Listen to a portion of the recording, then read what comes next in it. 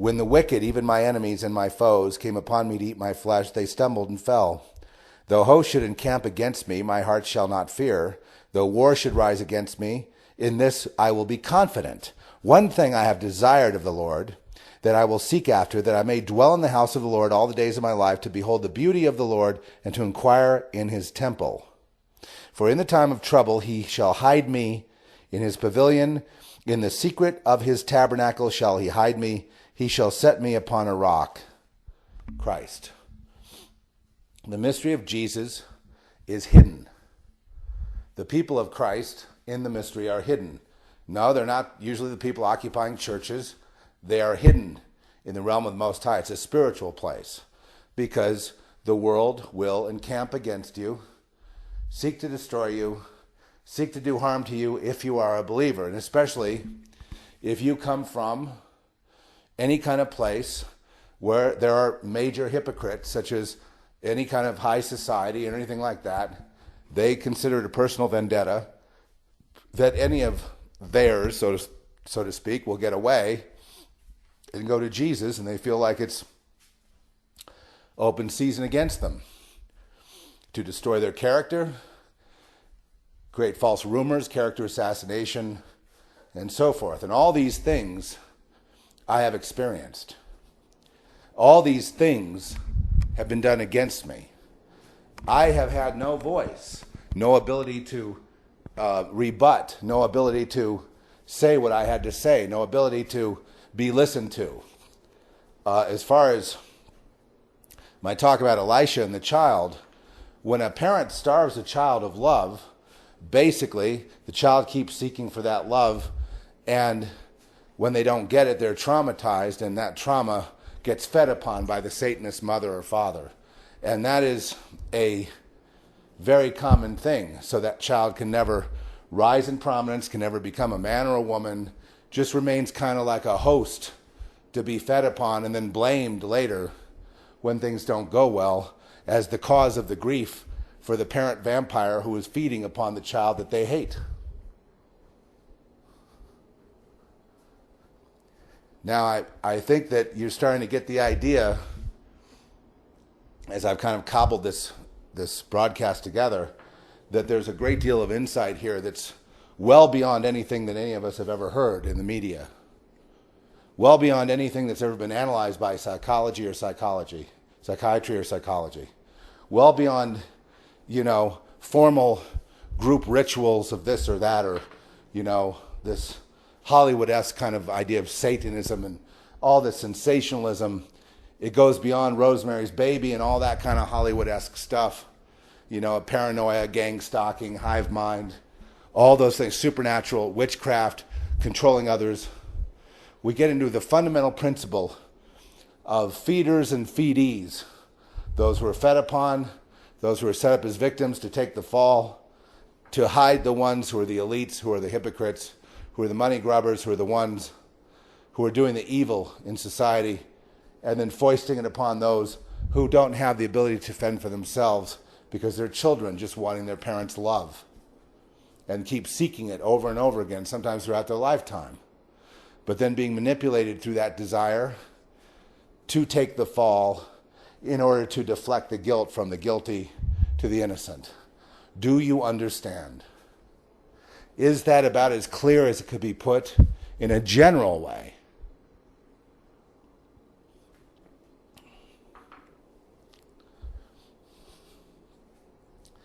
And I've seen some cruelty that you have no idea. The cruelty of, murdering your children, I suppose, that nothing goes beyond that. But I've seen that. And then the children be blamed after they die. But, I know one guy that jumped off a building because he couldn't get his mother's love because she was cold. And when he did, he said something like either something to his mother upon doing his Geronimo leap from the building, and he leapt to his death. And then the mother was seen as a martyr and a victim, and all society had sympathy for her. But she was an ice queen. She restricted her love. He couldn't get it. He was driven mad by it. And he killed himself because he couldn't amount to anything in society. Because when a mother denies her love, it automatically ensures that the child will not be able to, especially if it's a game, if it has structure to it, that child will not be able to amount to anything, not be able to be independent, and so he leaps to his death.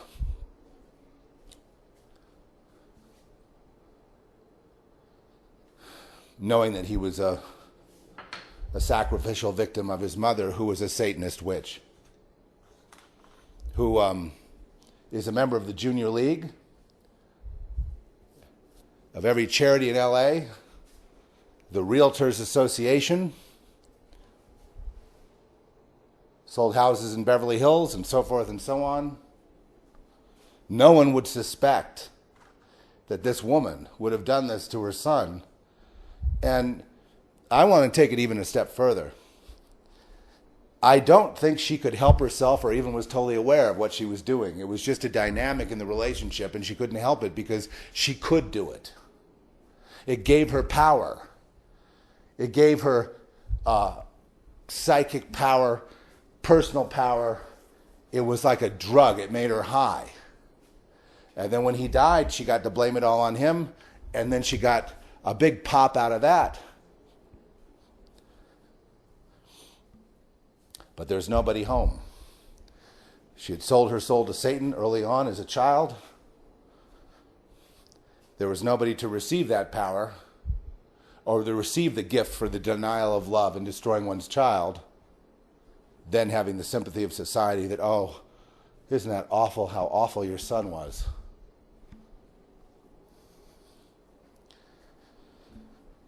Yeah, I remember that incident, and I remember my own parents telling me about the incident, and I remember how they had sympathy for the mother, and I didn't understand. It never really rested with me. I spent 50 years figuring this out. What most shrinks could never figure out, I have figured out, because I understand this dimension of feeding. You see, it's completely legal. Nobody, no one. Well, I started with the example of Elisha and the child because I just wanted you to see that nothing is impossible. In other words, that child, and let's face it, I'm using child here as a metaphor. A child means anyone or any adult.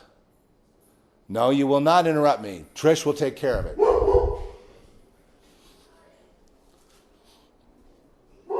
Anyone or any child, any adult who has been kept in a childlike state because of something like that can be revived by the Lord. Remember this: if your mother and father forsake you, I, the Lord, will never forsake you. Usually when a parent behaves in such a way, no, I'm not dealing with the dogs. Usually when the parent behaves in such a way, they themselves were victims of abuse. And in the case that I am very familiar with, generational abuse and tremendous sick abuse was an institutionalized thing, completely covered by society. Nobody would ever suspect these good men and women of being so wicked. And the weak, the lambs among them, all become the bad guys. The ones whose reputations are ruined, the drug users, the losers, the dropouts. I assure you, my friends, they did not deserve that rap in many cases, and some they do. But I mean, in most cases, they don't deserve it. They were driven to it because they were the wrong sort of person. They were not, they were seen as, oh, a lamb, oh, good, we get to pile on and ruin that life and suck it up, and we all win. Remember, in Proverbs 1, we share one purse when we destroy one's life. We wait privily for them to stumble. We set a trap for them to fall into and then suck off the energy. And then we go back to the PTA, the Junior League, the Cancer Society, being a trustee of University of Southern California, you know, being a lawyer, being a prominent, you know what I'm saying? Well, these are things I know, you know, icons. Oh, I'm going to unfold the whole thing one day, but it's going to be, it will be a big thing.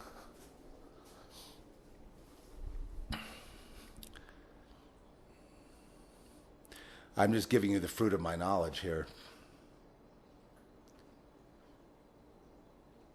So in other words, this dynamic that is working in these families, America's deepest, darkest secret, that determines who are winners and who are losers, who is completely in cahoots and entwined with Satan, that makes sure that all pure hearts and earnest ones are destroyed, and all the ones that should not live and become honchos. And no one's the wiser, because when somebody acts up, it's their fault and the finger of blame goes on them. And the finger of sympathy and the hand of sympathy rests upon the perpetrators and criminals who will feed on, not just sell out their own children, but destroy and kill their own children. I'm aware of a funeral where one mother's child died.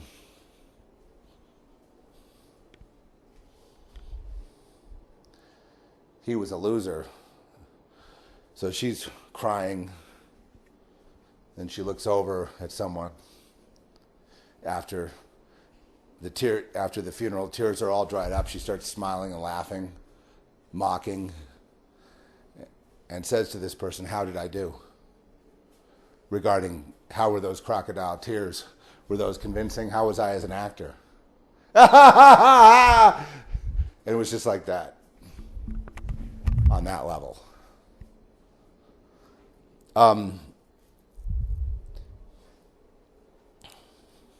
They say that revenge is sweetest when it's a betrayal.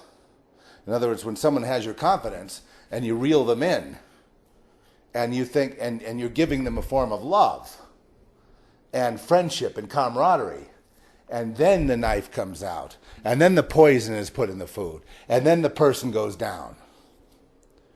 And then, oh, it's that person's fault, and the perpetrators never get caught, and life goes on. These are the murderers of our society. This happens daily. I know several incidents of this,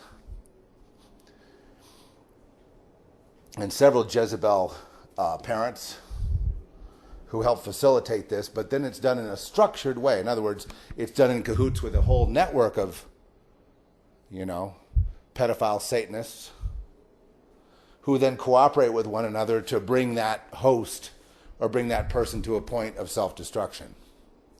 It's all orchestrated behind the scenes, and then everyone laughs about it and high-fives each other when the target is dead.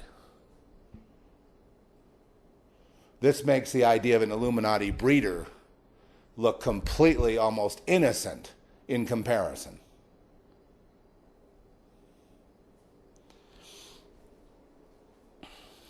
And then, you have groups of witches who also do the same thing. They'll identify the weak one in the crowd, target him, make him flip out, either throw him into an institution or have him kill himself, and then they all celebrate. And this goes on a daily basis. And then what happens to people who play this game throughout their lives, when they get older, they have no heart, no conscience, and no soul. No soul, no conscience, no heart, no soul. They have total disregard for human life. Only the game is important and winning. And remember, they're also competing against each other. Who's going to live the longest, who's the richest, who's, and all that. And these are usually women who do their men in the form of witches in concert with Satan, whose souls are long gone, whose hearts are long gone, whose compassion is long gone. Only when you need to play a compassion, oh, I'm so sorry. Everything is fake.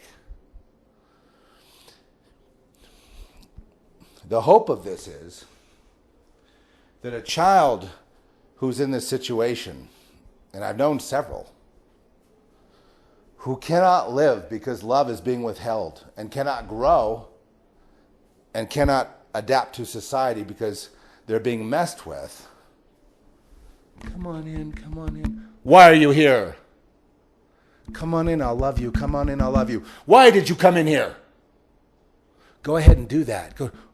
Oh, you did that. You're a real loser. You know, that sort of thing. And this goes out to all the victims that I've known. Lambs all. People that if they were any less of society, if they were in any lesser faction, meaning more poor, you know what I mean?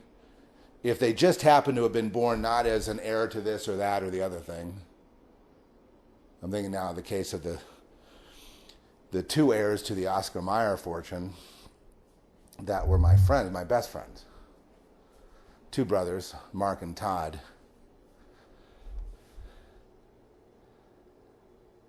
And both of them iced. These were both, the mother was a drunk, kind of, you know, had 7 husbands, always there at the bar. They had a bar in their house in Beverly Hills, always there at the bar. There was like a pool table in there. And she would not give her children love. She was incapable of it. And she had a whole game going with all these men and suitors, and she was, you know, because she was wealthy, she had all these people competing for her money and buttering her up. And so she just played this game of having, you know, just feeding the fish, right? All the people coming for her money to see if they could be the ones. And so they'd have like almost drunken orgies every day. And the children, meanwhile, upstairs are starved of love, going to private school, trying to excel in sports, trying to do anything to get the approval, not knowing who their father is really also. So no mother and no father. And it's not surprising they wound up dead, being a sacrifice.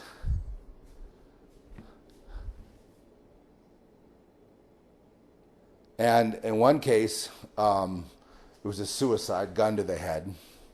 But I know damn well it was no suicide. It was an orchestrated hit of driving a very sensitive being to pull the trigger, using a girl to do it, a relationship. And the other was labeled an accident. And they both died pretty close to each other, the two boys. And the other, in case of Todd, he just drove off a cliff, but I know that's not true. I know it was a hit, and because I remember him at this beach club hanging out with a guy who became an Academy Award-winning producer. And he was the handler. No, this was when we were kids, when we were like 18. And I was completely messed up. In the same state as my friend Todd. And Todd looked at me going, it's everyone, it's everyone. He had woken up to the fact that there was a conspiracy, that there was a hive mind, that there was this satanic criminal cabal that one must join in order to not be killed. That all these people were in on it. And he was being targeted. And he had two choices, whether to accept it and roll with it, thus being corrupted, you know, I mean, I guess, how do you jibe with murder? Because you have to agree to that. So I guess he would, or to just be outraged. But he'd woken up and he was looking around and he was calling out to me saying, what about all this? What are we going to do, you know? And he was really freaked out. Next thing I hear, well, I have my own problems. So I mean, I was being handled by other people at that time. You know, they made sure that none of us had any freedom. And the next thing I know, he winds up dead. And my psychiatrist told me he wound up dead. He didn't make it, he said. Those were the words, the exact words he used. He didn't make it. It gets even more weird. I was at a Christian bookstore in the valley of San Fernando Valley, LA. It's closed now, out on Van Nuys Boulevard. Guy gets out of a car, walks right up to me, says, you're a minister. I didn't even know I was a minister yet. He said, you're a minister. And the next thing he goes is, who's Todd? Just like that. He looked right up. He was some kind of prophet, you know. Who's Todd? And I said, he's my friend that was, whacked. And he said, well, just forget about it. He's at peace with the Lord. He's at peace. He's in a good place. It's okay. This is years later. And I mean, this is a random guy in a parking lot as I'm getting into my car.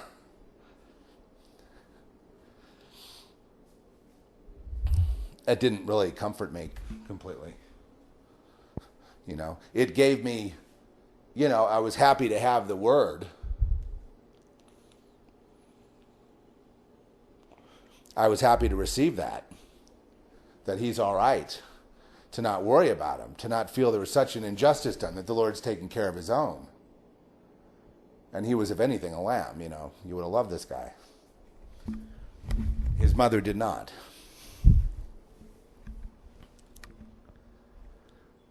And he deserved it, to be loved.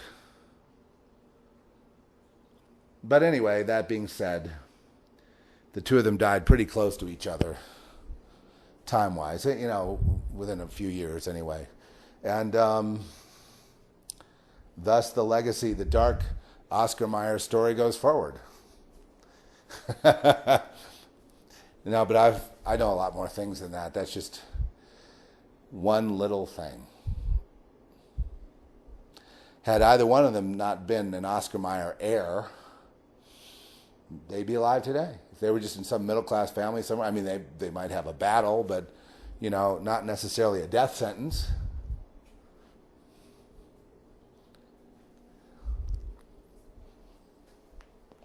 America is intolerant, though. And this game is afoot. And since it's not illegal, people get away with it. There's an awful lot of women involved in this. There's more Jezebels today, and that's all we're talking about. There's more Jezebel witch queens today than ever before, and they prey upon the living. And if you don't bow down and come unto them, as it says in Ezekiel 13, beginning at verse 17, then they will seek to destroy you. The souls that should live, they make die, and those, Todd should have lived, Mark should have lived. And the ones that should die, they make live. They become president, Mr. Liar-in-Chief. A lie every 10 seconds. More lies than any other president. Of course, they all lie. But I mean, it's gotten to a point now where, so all the people in the media are liars too, or they wouldn't cover this stuff like they do. So now we're in a situation that we can't recover from. But believe me, they're going to blame the righteous. They're going to blame the good people. They're going to blame people that love the country or the Constitution. They're going to label them as terrorists. I mean, you see how they do it. They're going to vilify them in the press. They're going to destroy their reputations of people that do good. They're going to destroy the reputation of Mr. Smith Goes to Washington. They're going to destroy any kid that they have living in Beverly Hills that just doesn't get shallow and materialistic and mean and rotten and, like I say, satanic, throwing whammies on everybody and just playing the game and sassing it up all the while the girls are trained to look for the right target husband who's got big bucks. Only eventually to take them down and take their money too, because there's no respect for anyone with a pair of balls, ever. You assert yourself in that way, be a man, you will be excused, incarcerated, taken away, targeted, whatever. They're only interested in yes men, dupes. So when I look at, say, LA society, I see men being mainly yes men, dupes, pathetic, not worthy of respect as a man, because they bow down to these witch queens, and they become, so they wouldn't be killed or iced or offed or isolated through fear. And they work as real estate agents and dentists and shrinks and developers and software engineers, and they're firmly ensconced in slavery. Their souls are gone, and the whole thing continues to perpetuate. Then it gets to the point where Nobody can really, there's no one alive. And you have to really understand that this particular system and these people that run it, they have no interest in living things, only in death, only in destruction, only in pain, only in causing others pain. That's all they feed on. They'll invent rumors about a person so that that person will be destroyed, their feelings hurt, and then they feed off the trauma of that hurt. I saw that just the other day. Terrible, terrible, awful to see it.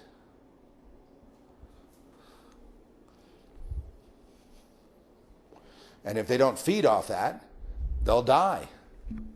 Yeah, they need to create that sort of thing. They need to have a host to feed on, or symbiotic relationships, or children that they can sacrifice, or they won't live. And that's the conundrum they're in. That's what's motivating them. They want to live on even though they're like a walking corpse.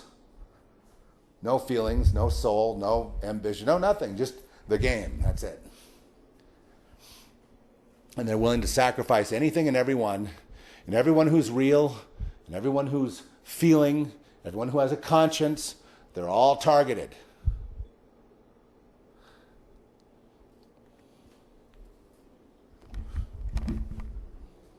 Now, what was the point of having Elisha raising the boy from the dead? Well, this all had to do with the mother's love. That was the point that I made, that the mother had sought out a solution for her dead son, that he might live, because she loved him. It's really the mother's love combined with the faith of Elisha that rose him up. Without the mother's love, that kid would not have been alive. That was my point in reading that. That being said, those of you who understand, know this. If you're in that situation with a father or a mother, the only one who really loves you and can give you love that is enough for you to thrive and to become independent and functioning is the Lord God, Yahweh Almighty, Jesus Christ, the one. When your mother and father forsake you, I will never forsake you. We have a situation out in LA where mothers and fathers forsake all their children, and when the children act up, then they blame the children, and then they get off the hook for being drug addicts and alcoholics and decadent, and they had a hard life because their children ruined their lives because they were on drugs. Meanwhile, these people are taking more prescription drugs than you can, handfuls,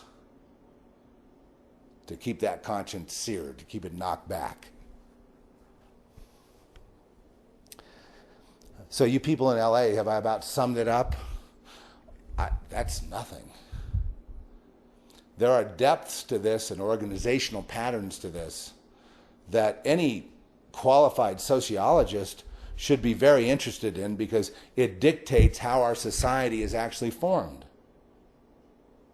how winners and losers are chosen, how outcomes are chosen. And like I said, I have seen so many innocent ones scapegoated by their parents and by, their husbands or wives too. For example, a husband will abuse his wife. No, it's not all the women. I'm giving an example of a man doing the same thing. Husband abuses his wife in a kind of a passive-aggressive way, in a way that you couldn't prove he's doing anything, but he's doing it. She then manifests and, say, becomes a drug addict, alcoholic, this and that, a kleptomaniac, whatever. And everyone has sympathy for him because, oh, look what kind of a wife he got. When in actuality, he's the one that's caused her to do it and is now feeding off her trauma to boost himself. No, you're not, no. To boost himself, and then he gets addicted to it because he can't live without it. So he's essentially destroying his wife so that he can live, and he's probably in cahoots with others on the same page doing the same thing to their children or spouses or parents. And children can do it to their parents too, the same thing. Innocent parents don't know anything about this game. Child learns the game and applies it to the parents. The parents are driven off a cliff. The kid inherits their stuff, you know? Very, very simple. A lot of it does revolve around money, but it also revolves around mainly power and familial structures and institutional structures and the very fabric of human civilization is interwoven within this entire evil, awful thing. But in the end of the day, the perpetrators know they are perpetrators. Their wills are engaged. They have sold their souls to Satan to get the power. Then they lord it over anyone they can to boost themselves. The game is on. They begin the race. They start learning to fly, but they don't have wings. You get me?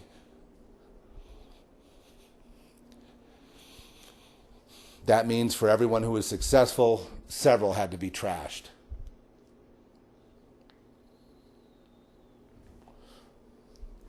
The only remedy would have been if mothers or fathers loved their children. And that love would have, as it says in the Proverbs, would have seen that one through and teaching them in the ways of the Lord, teaching them, instructing them in the ways of life, that they have a good outcome. Telling them, as it says in Proverbs 1, don't go with that group, with that collective, the thing I'm talking about. Don't go with them. The outcome will be bad. Raising them, teaching them that the game does exist, but not to participate and to be heads up and lead a good life, because my loved son, my loved daughter is the only love you need, the Father says. I will repair any damage done, usually by starvation.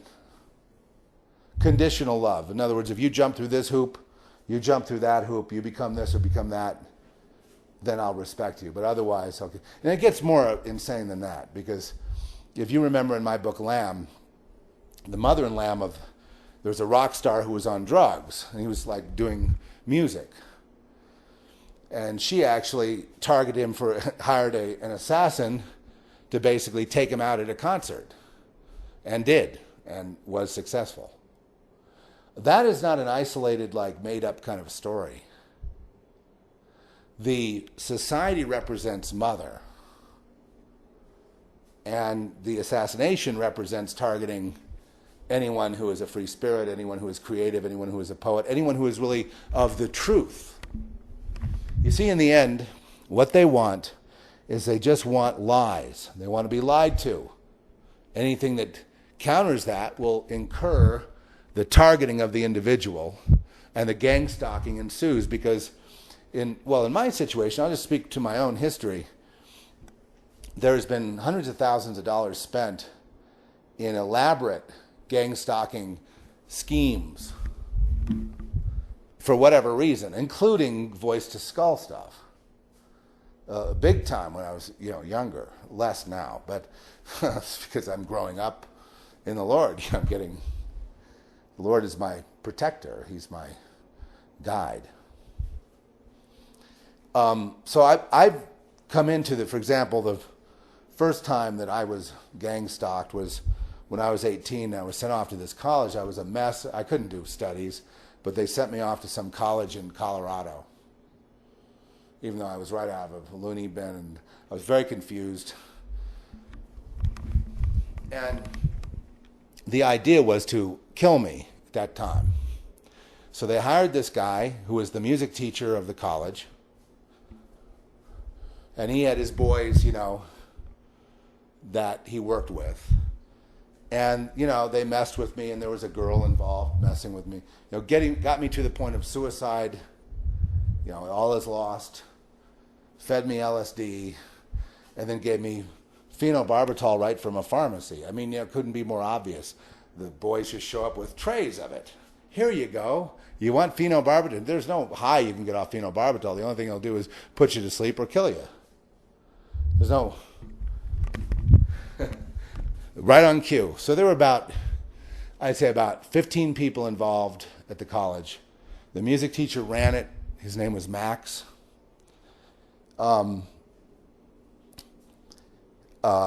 He was hired from LA. He had ties to Hollywood and LA composition. He was a composer. He had scored some TV shows, and he was connected. He was also in the Italian mafia, and I think he's passed on now, but this story is I'm going to leave off at the end of this because you won't believe this. And I'm not going to give you a lot of stories. I'm saving that for another time. So, me was, targeted, and me, convinced to off myself while under LSD. In other words, they did all this and wound up in a coma in the Denver General Hospital, orchestrated by 15 people plus Max, plus the people in Hollywood, plus, unfortunately, significant others, all involved.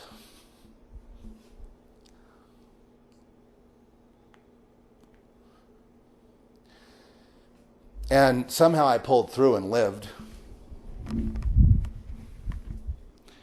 And I think they took that as a sign that God had his hand on me. Now, I didn't have brain damage. I was in a coma for 2 weeks. And at one point, my heart stopped for about a minute or so. It was all completely orchestrated because, you see, I was a screw-up, a fuck-up. They had to do something. They did what they always do. They have a network designed to deal with this very thing.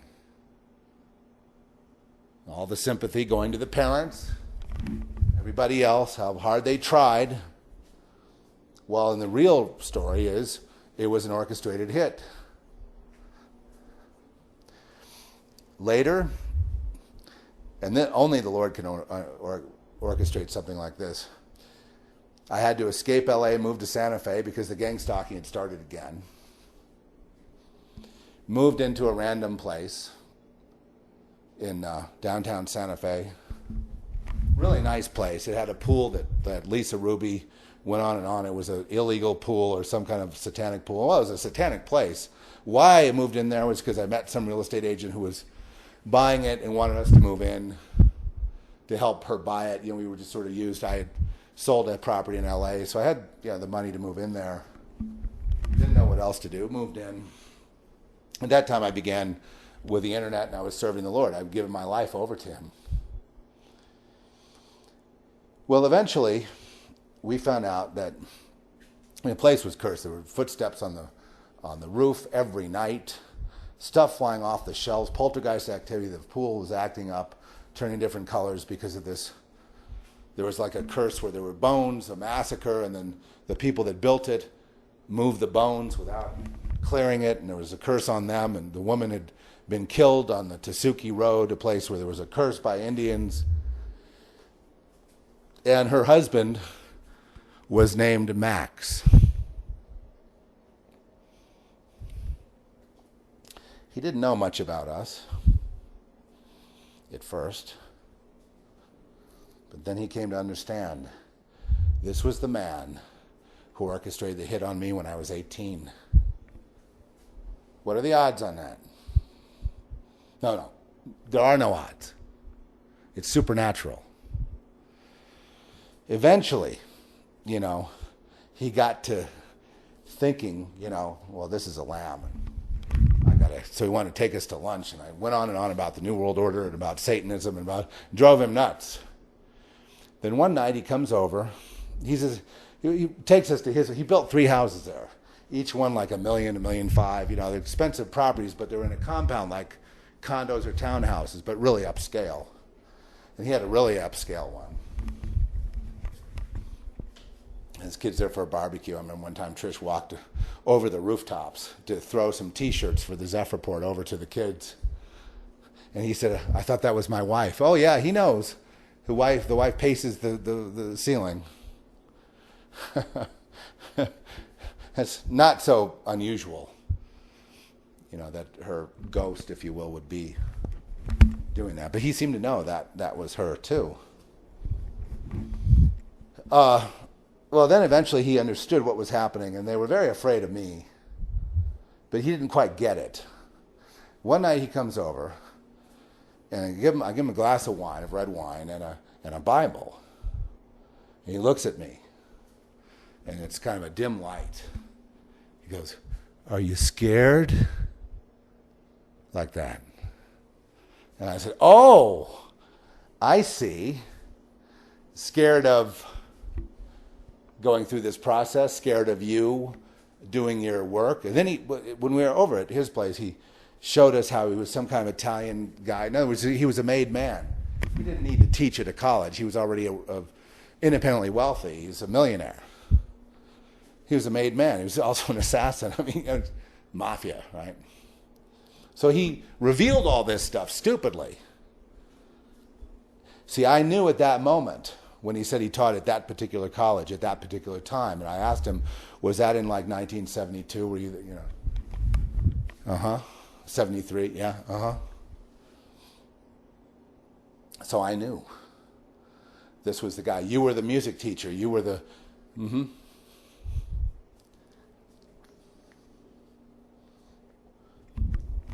So I knew this while I'm dealing with him. And I'm preaching to him about the Lord, and I'm putting a Bible in his hand. He's going, "Are you scared?" And I said, "Of course not. I have no fear except fear of the Lord." Which totally upset him. Because at this point, there's all kinds of weird stuff going on, stuff flying off the walls, all kinds of hoodoo voodoo, and I made no bone. Everyone who saw the Zeph report online, everyone knew what I was about. Are you scared? In other words, that all this will happen. And then finally, somehow he got to understand who I was and how this thing come back to haunt him. So he quickly sold everything he had and ran back to Denver, which was his home, tail between his legs, scared out of his mind, because this thing, in other words, God had shown him that everything he did back then or since then or in his life was seen. So he started trying to run, but you can't hide. You can't run from the Lord. The Lord had caught up with him. So I had a chance to see it gets better. I eventually revealed this to the person that hired the whole thing in the first place. And that's another story for another day. Because, see, the story was that I went there, had trouble, and overdosed myself, independent, and shouldn't we feel sorry for the parents? That wasn't exactly what happened. But you see, that would have been the story had I died. That would have been the story, that somehow I did it. I am the bad guy. Well, I wasn't the bad guy. It was an orchestrated hit because I was just like Todd. I didn't have any choice in the matter. God made me the way I am. But it would have all been that they and all the people that were friends who tried to help and all the thousands of dollars spent on shrinks and programs and, everyone did everything they could. It's just such a tragedy. And that's all a lie. It was a murder. It was a hit.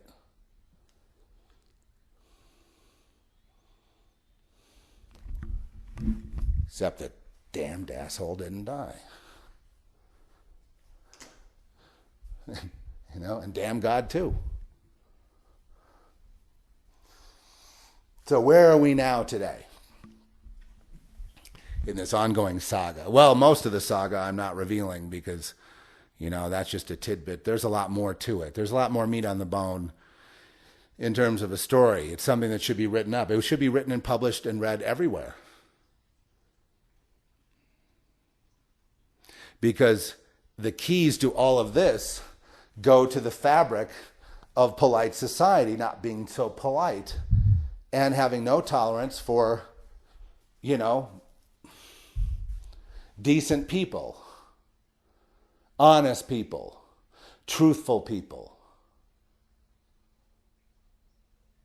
Especially not in what you might call elite society, which I guess there's no tolerance for anyone that's decent, and you have to be a complete evil criminal in order to make your deal with the devil in order to survive. And then what good are you, since you're just a sock puppet for the rest of your life? Your soul is gone, your mind is gone, you're just a hive. The demon fills it up whenever you do something bad to someone. You get away with it. No, isn't it sad how, the same dynamic happens between friends. I was his friend, and I can't believe how mean he's treated me, because the guy wakes up and gets mad, right? And fights back. And that's like, we've all been a friend with this guy. And then he just turned and attacked us for no reason. Isn't that awful? Oh, I have tremendous sympathy for you. It must be awful to have, your sister, your brother, your friend, your son behave in that way when all you've done is be their friend and love them. It must be very hard. You have my extreme sympathy. Anything I can do.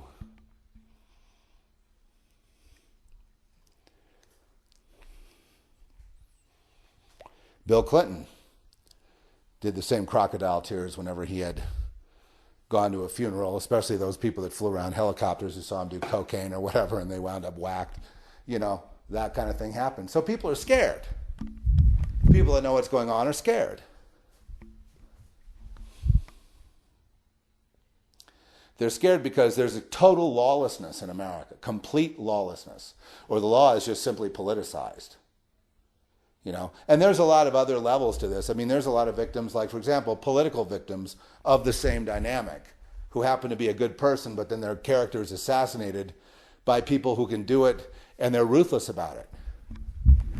Well, it gets more dicey when you have mothers and sons, fathers and daughters, when that kind of thing is going on, when the children don't understand.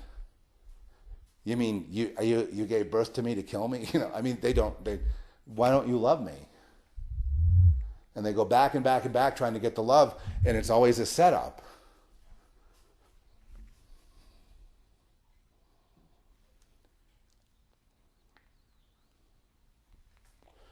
And then, of course, like I said, the victims are then blamed as the perpetrators because, the thing will never come to light.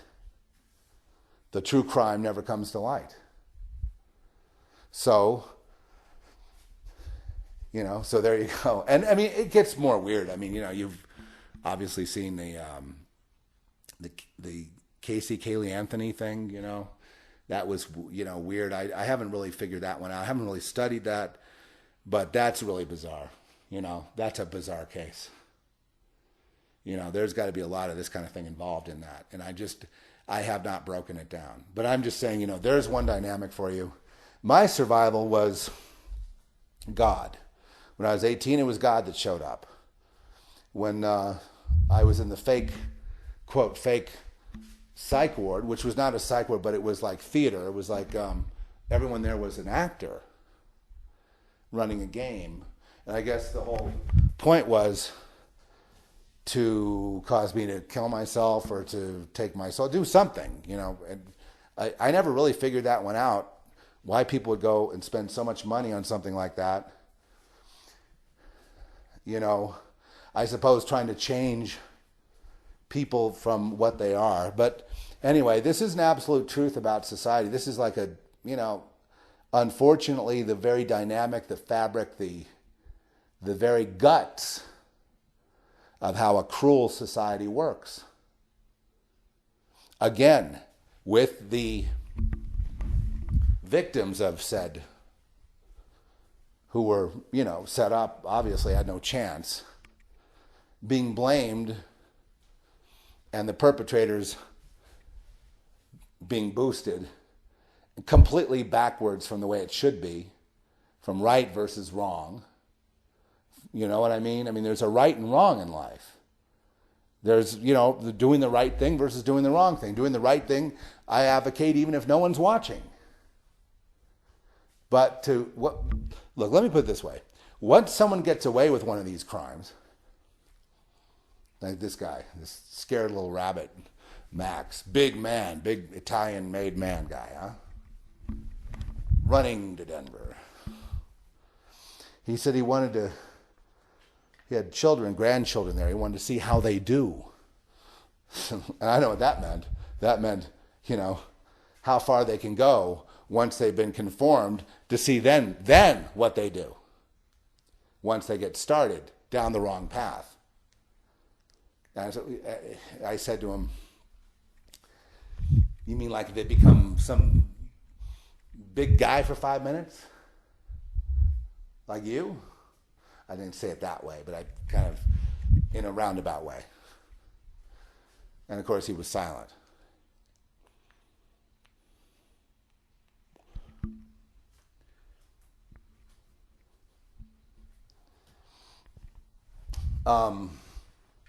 I eventually, it's really constantly the same thing. I mention this because I know there's a lot of you who are caught up in relationship. Like I said, mother's son, father, daughter, father's son. How many fathers? My father tried to get his father's love, and it was denied, completely denied. It wasn't done really intentionally, but it drove him to alcohol, gambling, drugs, total drug addict. And then the father had all the sympathy because, his son is a playboy, a ne'er-do-well, a guy who just goes out and lives it up off the largesse of his father, that sort of thing. And he allowed it because he felt guilty for not being able to love his son. So all these indiscretions that were going on, he would keep bailing him out, covering it up, throwing money at it. And that was nothing sinister. That was just a dynamic between a father and a son. But that's where love wasn't able to flow. So therefore, the result is tragic for both. So this is a message that goes to fathers and sons, mothers and daughters, mothers and sons, fathers and daughters, etc., parents and, kids and grandparents, friends and other friends, significant others, spouses and spouses. This thing rages beneath the surface. And then when it takes elite structure, it becomes more sinister because then people have, there are people get whacked all the time to keep the lid on this thing so that it never comes out that the whole thing is corrupt and that people are being targeted individuals. You people who complain about gangstalking, this stuff comes from the spirit. If you want protection from that, you got to seek the Lord. You're not going to be able to do it by going to group therapy. This is not a group therapy issue. It is a supernatural, satanic realm issue. Satan has a kingdom. Remember in Ephesians it says there are principalities and powers. Churches are big strongholds of this reality I speak of.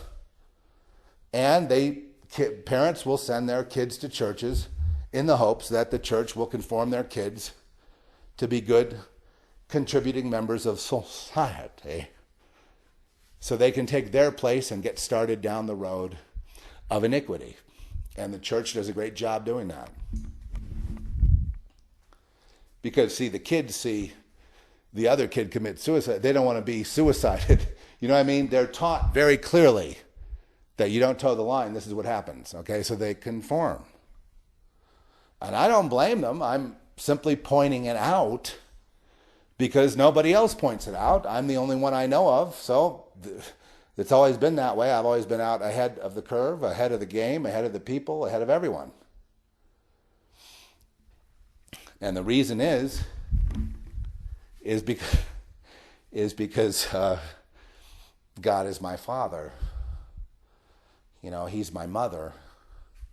He's my father. And I'm trying to figure it out too. And I made a lot of mistakes along the way. I've been lured in a bunch of times. I've been tempted a bunch of times. I've sinned a bunch of times that's led me and weakened me and almost let me be prey over and over again to put myself at risk many times. And it's been the Lord that's really like a father waiting patiently, who kept bailing me out, protecting me, guiding me when I didn't deserve it. So yeah, I have an intimate relationship with God. I mean, I have to be in his presence 24/7 because I am a wreck otherwise. I'm a train wreck waiting to happen. I've been traumatized and I'm still traumatized. I still have, post-traumatic stress. And like a lot of you gang-stalking victims, I get triggered and then paranoid and then I got to go seek shelter and then wait for the damn thing to pass and then start again. Meanwhile, I'll be completely interrupted with whatever career move. Well, there is no career. I mean, this is my career, I suppose. God is, ministry would be the career because I can't be fired from this because there's no church paying me. There's no coffer somewhere that if I say the wrong thing before the congregation, I get fired, so I better not say the wrong thing. That's the reason all the pastors are false, because they're scared they're going to lose their livelihood if they say something truthful. That's why I say, how do you know a pastor is lying? Because his lips are moving.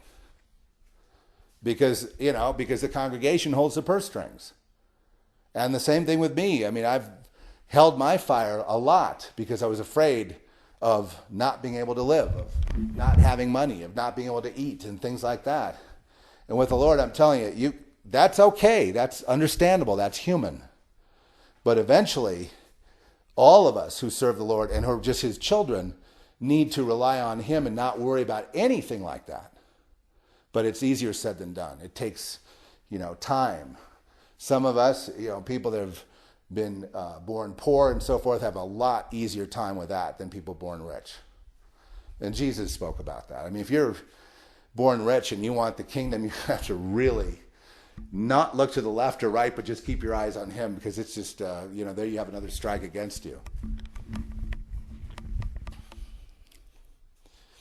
No, the Lord will not tolerate the love of money, because a lot of what I'm talking about, in fact, all of what I've said today, really comes from the love of money. It all revolves around, in other words, without money, there would be no guy in Denver, and there'd be no assassination, there'd be no gang stalking, there'd be no fake, there'd be none of this, no guy jumping off the building, because he didn't get his mother's love or whatever. There's a lot of, he would never have gotten to the building. You know what I'm saying? No Todd having an unfortunate accident out in the middle of nowhere. None of that would happen without money being involved, without his being an heir to Oscar Mayer, without there being a money motive to get him out of the way. Some of us have money motives. Get this guy out of the way, then we'll wait for collective spoil. Remember Proverbs 1. So money will cause people to kill people, but it's only money will do that. All of this, the whole cause of everything I've described is money, which is why Jesus said, the rich won't make it, because you see, it's all this.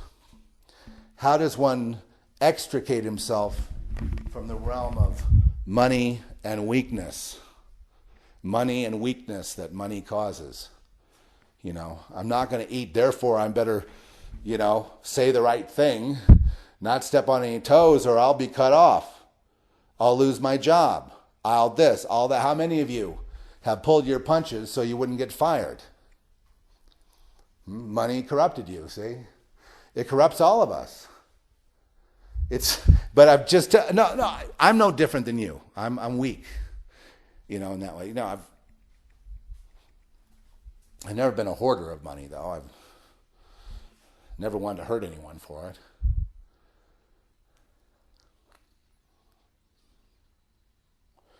But I can see how intoxicating it is, and I can see how dangerous it is. Money is 1,000,000 times more powerful than heroin, or crank, or drugs, or or gambling, or anything like that. Or even love and lust. It's more powerful than all that stuff combined. It's the root of all evil. And all this evil that I've described today, which is, I'm just going to call the podcast Evil, Part 1. Or Part 7, or whatever. This evil all comes from, mainly, in the main, the money game. What happens when a kid learns to destroy another kid in high school? He gets a pop. What? Does that mean he gets a money opportunity? It's a money motive. Why do they sell their souls to Satan? Because of money. They want money, and lots of it. And that's where all of this motivation for all the things I've described comes from: money. Definitely. And there's a lot that we can say about that. That's what ruined the 501c3 church, though. That's why you cannot rely on it. It's not because of being beholden to the government. Oh, that's part of it, to the state, to the nanny state. In other words, it's a state-regulated institution, meaning people are, I know FBI agents who kept dossiers, they're in every church keeping track of people to make sure they all stay on the page. And if anyone acts up, they get punished. Why do they stay on the page or stay at the church? Because they want money. And that's where the partners are. That's where the boss is. That's where the job is.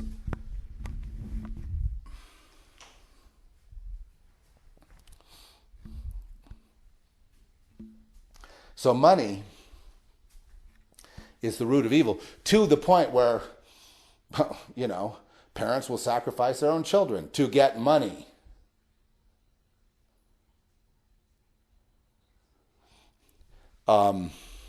To not lose position.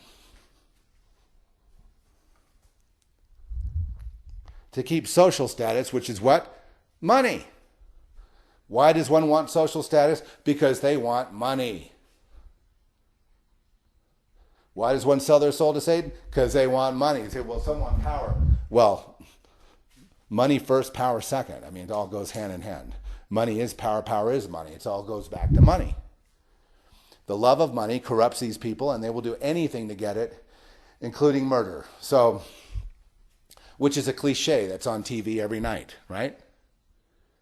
So my logic in explaining this to you, some very deep concepts of organizing society, of sociology really, can be traced to the motive for money, because then it makes sense. People want love. Yeah, the innocent lambs tend to not be so money-centered. But everyone wants love. Everyone needs love. Love is more important than money. And when people are denied love, they can then act up. In other words, you can be a father. I'm a father. And I could deny love to my child. And she would think, what have I done wrong? What could I do better to please my father so he would give me love? What's wrong with me that I don't have his love?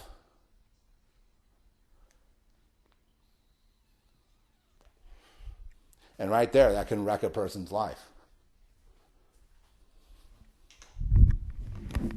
Right there, that can wreck a person's life.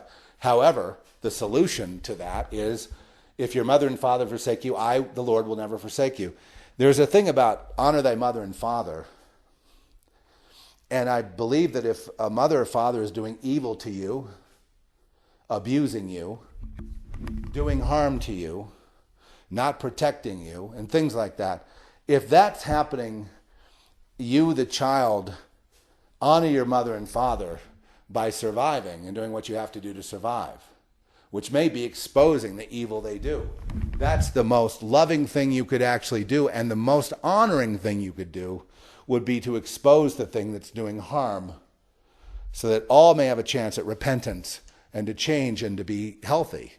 Because anyone can fall into any pattern. In my grandfather's case, he lost his first son in the war, and he had no love left over for his second son.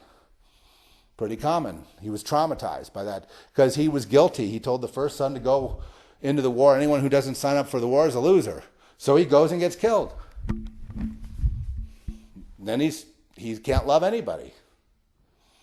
So my father, not being loved, goes out, becomes an enfant terrible, tears it up, and it all revolved around that. So the love of money causes a lack of love. The lack of love then, and the playing of the game for money, then basically destroys lives, separates the really satanic, weak from the strong in this case being the weak, but I mean being the super satanic with no conscience, who will just go, Adolf Hitlering their way around, not give a damn about all the victims. They just got tough because they grew up on the street. They started off as prostitutes. They were abused by their parents.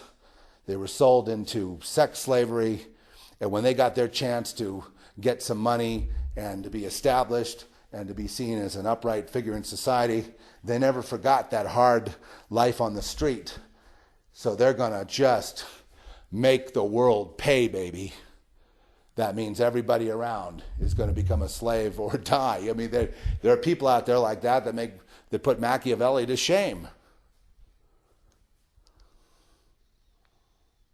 Because it becomes perverted. There's a need for people that have been treated really harshly to abuse others, but they do it by causing them to do something like, say, a guy has a marriage and a family, and in order to keep his job, he's forced to do homosexual acts, to be humiliated in front of the group in order to keep his position. So he does it. And it, destroys his life. It destroys the whole thing becomes a symbolic marriage, a symbolic life. There's no honesty. And then he abuses his son, let's say, to get him ready for the system, to take it up the you-know-what. Well, that destroys the son, and so forth and so on. But why did it happen in the first place? He was afraid he was going to lose his job. So, being young, having a young family, he did what he had to do to survive, but that destroyed him because he sold out. It'd be different if he was forced to do a homosexual act, let's say that's against his nature, okay? So he's forced to be humiliated in that way. Then he goes home and tells his wife. That probably will end the marriage. But then he says, I want to repent, seeks the Lord, quits his job, moves on to something else. Maybe then he could be saved. But how many times are you going to see that? No. Most of them will stay in that job. Then when they become the honcho, they force the next guy to do the same thing while being householders at home. This is very common in, say, Roman society, Greek society. It's institutionalized.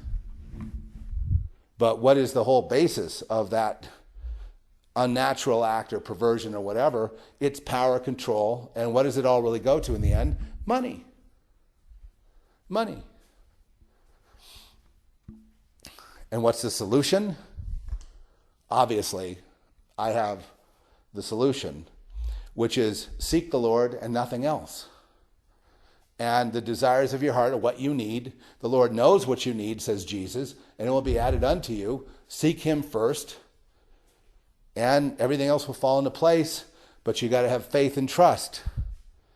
Otherwise, you wind up being a slave. What happens to a guy like that with a young family by the time you say 50?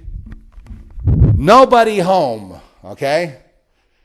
When the guy retires, it's like a corpse retiring. The heart still beats, but there's nobody home. There's nothing there. There is no one to enjoy retirement with. The wife is, by that time, completely jaded. She should have left a long time ago. The children have been corrupted. They hate their parents. Yet they're going to go out and do the same thing. And that's what happens when God is not around. That's what happens when the Lord is not present in one's life. That's exactly what happens to all people or anyone that desires money. That's exactly what happens to them.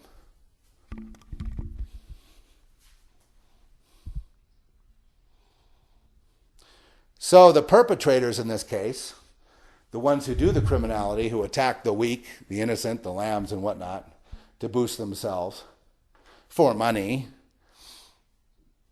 they wind up being the deadest of all. They wind up being the sacrificial lambs, if you will. They wind up being the victims of their own assassination. They've committed suicide. Like I say, by the time they get to 50, there's nobody. I know a guy right now in real estate out there in Beverly Hills. He's like,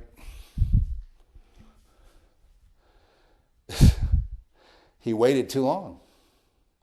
He knew about the Lord. I keep thinking maybe, one day, but I don't know.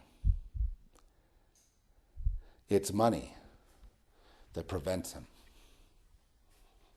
And so all this stuff that's gone on, everything I've described has gone on in his life, his wife, his kids, his this. I've described his and thousands and millions of other lives perfectly. And because he's afraid of the world.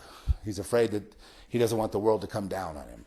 So when he talks to me, there's 15 people talking to him about what he should talk about with me. And he's afraid to tell me anything like that because he doesn't want them to be upset with him. He doesn't want to be hurt.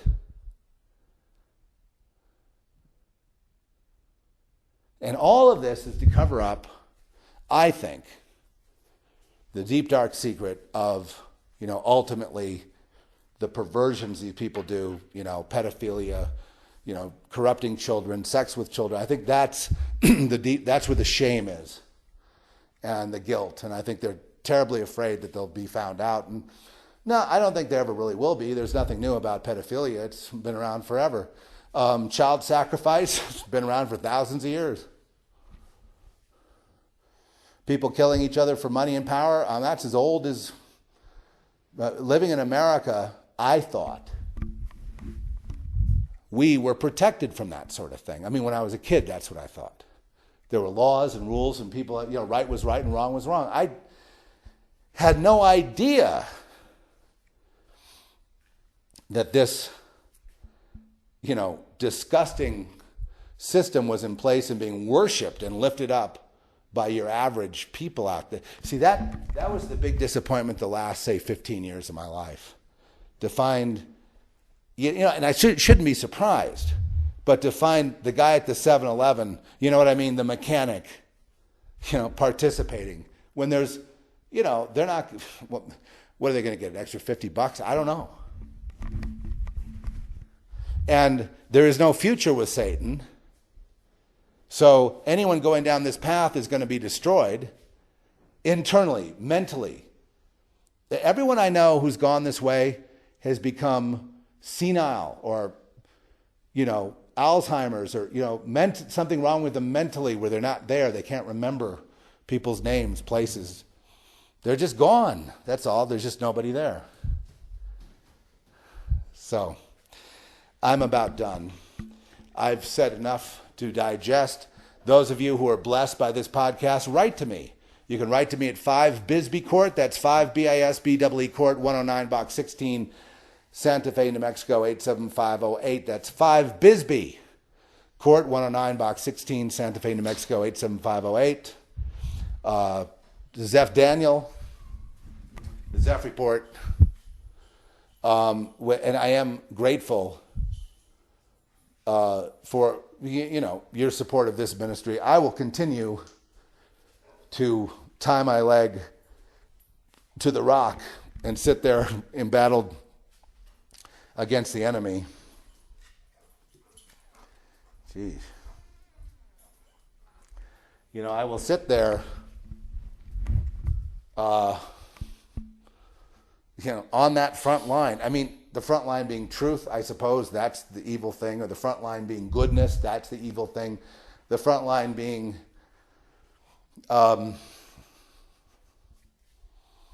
there's a lot more to tell. There's a lot more stories, but I have to, decide what I'm going to do with that, because right now my future is precarious, but not with the Lord. I mean, with the Lord, I have absolute confidence that he will see this ministry through. And he has. And I'm beholden, like I say, to no church, no group. There's no radio station, no group of people that get together and throw a baptism party and talk about how evil the Satanists are. I mean, most of this, they talk about Satanists like it's other people somewhere. So right there, a red flag ought to go up for these people that go to these seminars held by these so-called alternative religion people. I mean, I haven't seen anything on the internet that's for real. Have you? Nothing. And people point out stuff, I go check it out. Turns out not to be real. It looks good, but like I tell my daughter, hey, all that glitters is not gold. People say one thing and do another. And anyway, with that, I bid you shalom, shalom. I love you and I'm praying for you. And we will see you next time. You can expect a lot of production. And I'm hoping for more musical inspiration. The Albatross one, I love that one. But I mean, I got a lot of anger, a lot of passion, and it's going to have to be funneled into some sounds along with, we're going to mix up the podcast because I also want to do a talk on the news. I want to analyze some things you see going on. Like, for example, the crack in the Washington Monument and the supposed nuke that went off under Washington that caused the quake. Yeah, that's a titillating, fascinating story, and I want to deal with it. But I want to deal with all of this from the perspective that, number one, Washington is corrupt, does not represent you, is part of this game I speak of, therefore cannot be trusted. And that's my basic premise, and I've never been wrong on that. There are shining people here and there. There's a good one here and there. As in everything, there's always one guy that stands out who will do the right thing even though getting punished for doing it. And I'd like to think I'm helping to contribute to that, but my job right now is to help you, especially you people who are part and parcel of the society I speak of. If you've come from that and you've gone through anything like this, I want you to realize one thing. You're not alone. You're not alone, and there is a solution. But you're not going to find it in church. That's just another, that's just another example of the same thing you just went through. If you're an individual and you're seeking a solution and you have no love from your wife, children, mother, father, et cetera, and you sort of are getting this idea that you're like a black sheep or singled out or something. Don't be a victim. Seek the Lord. They'll try to make you a victim. Don't let them do that. Seek the Lord. And then trust what he says and follow him. You pray, you get an answer, you do it.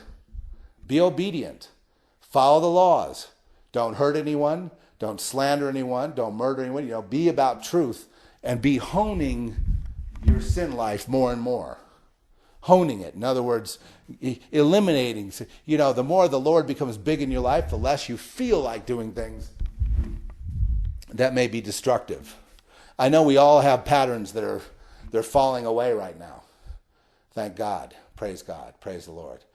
Because Satan will put sin patterns on you through your family, through your friends. They'll put patterns on you, whether it's doing drugs or, sex or different things, and you feel guilty and ashamed. That's how Satan wants to control. That's how they control you. I won't say Satan. I'll just say that other people control you. We all know it's Satan, but let's get down to the nitty-gritty of interaction, civilization, society, interaction between people, jobs, things, places, events, structure, sociology. See you next time.